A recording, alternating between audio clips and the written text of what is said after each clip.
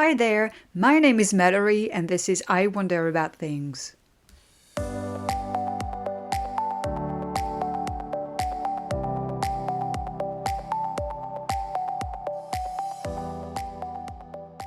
Welcome and thank you so much for hitting the listen button. Have you ever wondered about things like why people say cheese when they're posing for a picture or why Wednesday Addams is named after a day? I have. And I want answers. Every Wednesday, I'll sit down here at my desk and do my best to provide you with a great informative podcast episode. In I Wonder About Things, I will answer all the questions that have been on my mind, even the weirdest ones. I just can't believe it's episode 5 already, and it's been so much fun so far. And I really love every part of making the podcast, from researching to recording and editing. Guys, I've been learning a lot too, whether it's podcasting in general or about the origins of things like eyeglasses or gender-specific colors. In case you missed last week's episode, I talked about the Walking Dead villains and focused on who they were pre-apocalypse and in the early stages of the zombie outbreak. And that was a fun one to do, and I hope you enjoyed it as much as I did. If you remember well, in the first episode of I Wonder About Things, I told you that I had always been interested in the English-speaking world and the English language. So much that I studied the English language, literature, and civilization at university, and even became an English teacher afterwards for nearly 15 years. When I was a teenager, my dream was to go live in the United States and become an American citizen. It's not a dream anymore, but I remember I was wonderstruck by the history of the United States, the American dream, and the melting pot of people there. I am well aware of the reality right now, but there's still this part in me which believe that America is the land of many opportunities, whoever you are, wherever you come from. Well, anyway, I like to think that. Today, I would like to talk about the English language in the United States as a whole.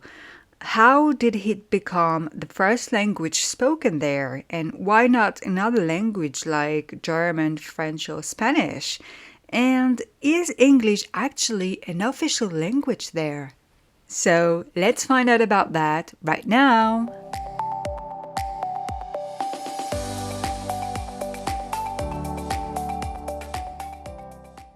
First, I just want to start by saying that I'm not going to talk about the differences between English, like, British English and American English, how American English evolved and such, but about the status of the English language in the United States and why it came to be the most spoken language there.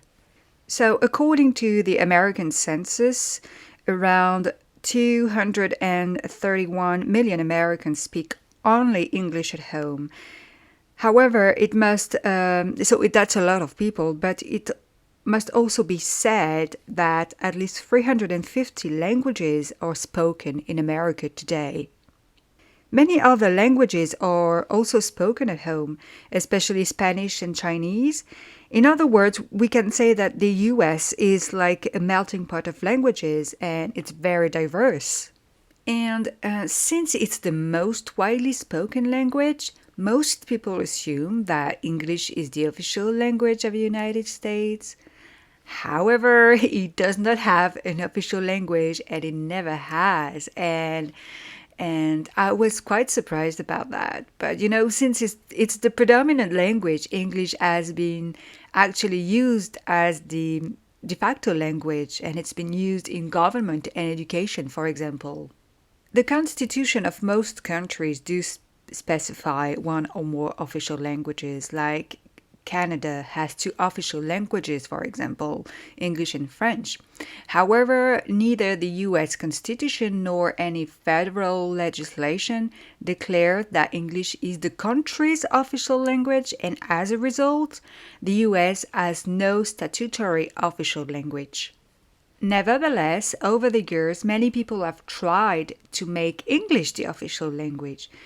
Remember, the US became independent in 1776, and in 1780, John Adams, the second president of the United States of America, presented a bill to Congress to make English the official language of the country.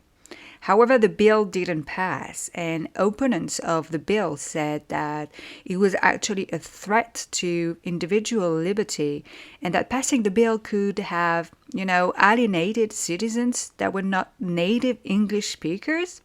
And also, as a whole, it clearly wasn't a necessity for many people to have an official language. But US Constitution allows for states to declare official languages, and over half the American states have already declared English their official language. So remember, for the state and not the country, right? And it usually just means that official government documents must at least be in English. For your information, and I thought that was really interesting to find out about that, Alaska has more than 20 official languages, and South Dakota recently made Sioux an official language along with English. But how did English become so predominant in the United States? Well, you all know that the use of the English language in the United States is a result of British colonization in North America. Colonists brought with them their customs and language, and English did predominate in the colonies, but it was not the only language spoken there at the time.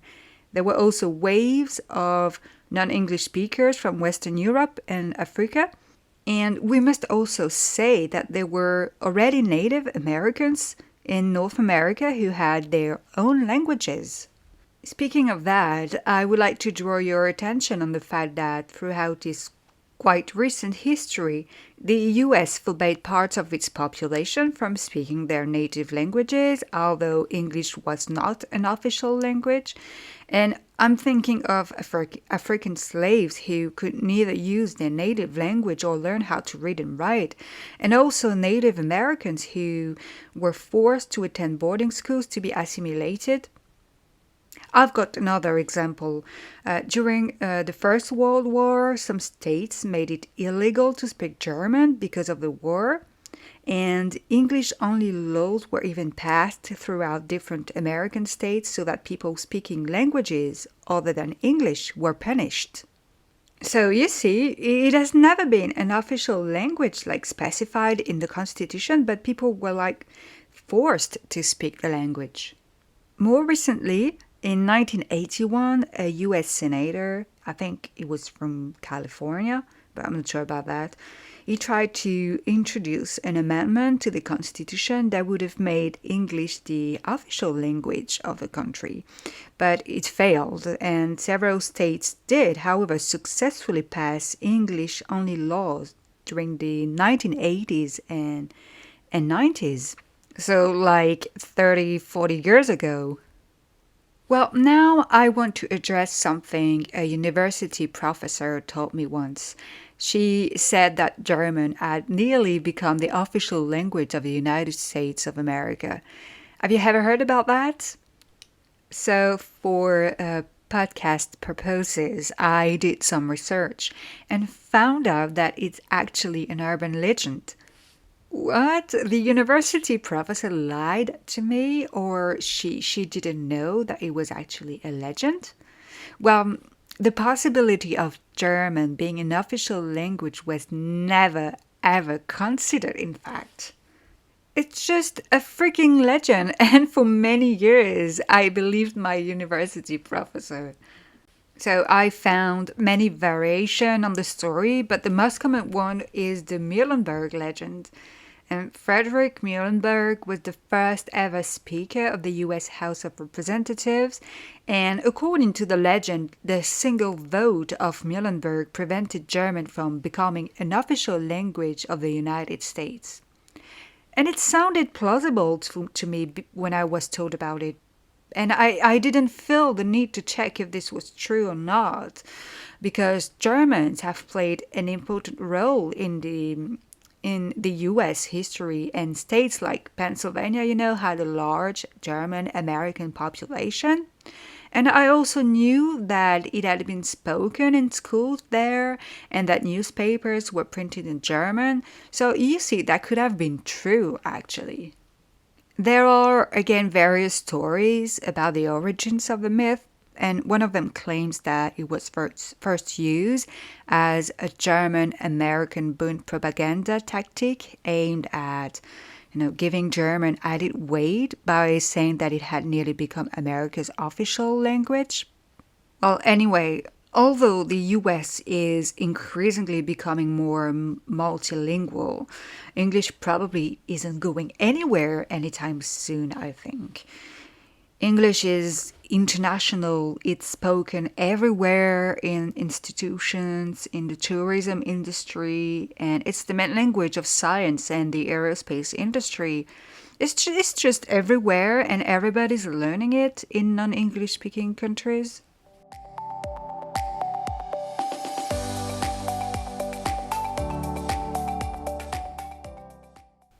On a final note, I just want to say how much I love the English language.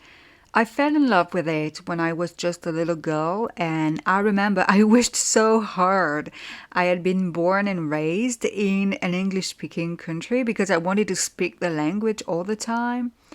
And I love it because first I think it's a beautiful language. Like it's Shakespeare's language, and I love reading English literature. And I also love how it's nuanced and how it sounds to my ears. I'd rather read in English than in French, which is my mother tongue. And last but not least, it's a universal language and it's a gateway to all sorts of different cultures, which is great. And if that's not love, I don't know what this is really. So remember, I'm French and I still live in France, but I do speak English and write in English for work. I sometimes speak English at home with my son. My Netflix's settings are in English. My computer, my phone, my library is full of books in English, and I'm podcasting in English. Well, in a nutshell, I do believe that I was English in a previous life. So now I want to thank you so much for listening to episode 5 of I Wonder About Things.